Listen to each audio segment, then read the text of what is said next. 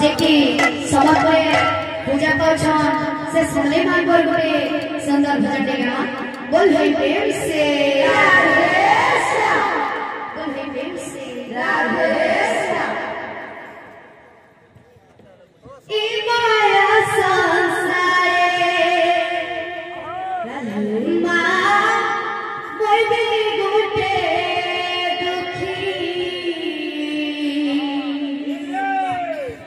जीवनी भावी गमते पकेइथिबो आखि नहीं चलुछे मो मां जीवन जागर तुई तोर मायार देहर मुक्ति चोरा जपी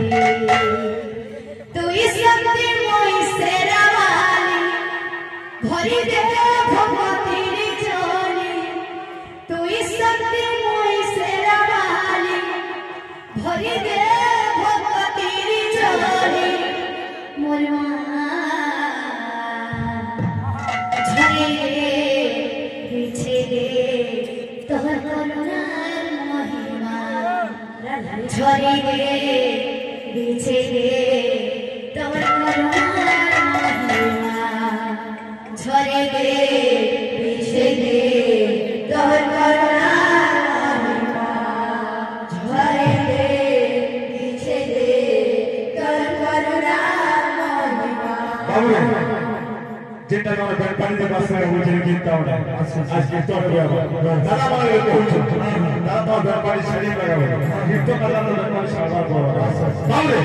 যেটা ব্যাপারী ভুলিয়া হলে আমার জন্য চলো গীত তো কথা দেখি তাহলে ভুলিয়া জানা বয়স হাঙ্গা হয়